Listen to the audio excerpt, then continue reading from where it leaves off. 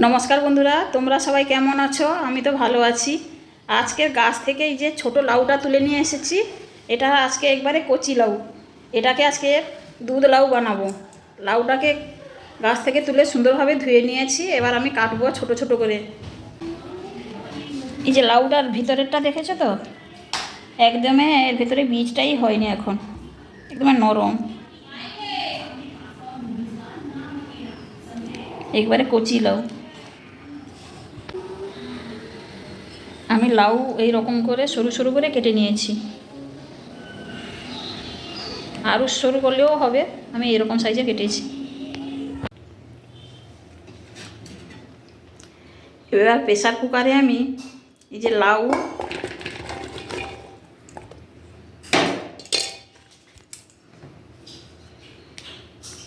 চালের গুঁড়া, গোবিন্দভোগ চালের গুঁড়া 100 গ্রাম চাল, কাজু, তেজপাতা আর কিশমিশ আমি একসঙ্গে দিয়ে দিচ্ছি।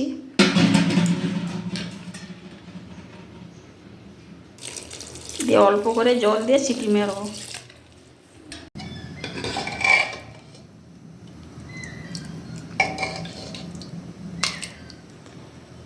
লাউ সুন্দরভাবে সেদ্ধ হয়ে গেছে।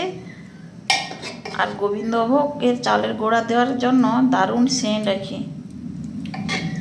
দুধটা সুন্দরভাবে গরম হয়ে গেছে। এবার আমি চিনি দেব। মিষ্টিটা কিন্তু যে যার স্বাদ অনুযায়ী।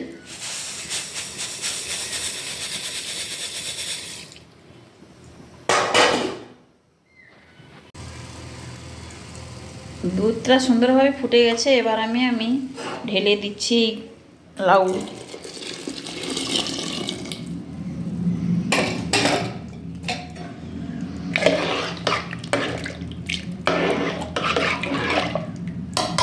একদিন এইরকম বানিয়ে বাড়িতে খাবেন আপনারা, কীরকম লাগে আমাকে কমেন্টে জানাবেন। এবার এটা আস্তে আস্তে ফুটবে। এবার আমি অল্প করে লবণ দিয়ে দিচ্ছি। এটা উনুনে হোক বা গ্যাসে হোক, আধ ঘন্টা যাবে। এটা আস্তে আস্তে ফুটবে, বেশি জ্বালানো দেওয়া যাবে না। আধ ঘন্টা পরে আবার আসছে। দুধ লাউ রান্না হয়ে গেছে। এই যে দেখুন কত সুন্দরভাবে হয়েছে। এই রান্নাটা যদি ভালো লেগে থাকে তাহলে লাইক, কমেন্ট, শেয়ার আর ফলো করবেন কিন্তু ফেসবুক থেকে। আর যারা ইউটিউব থেকে দেখছো, লাইক, কমেন্ট, শেয়ার আর সাবস্ক্রাইব করতে কিন্তু ভুলবেন না।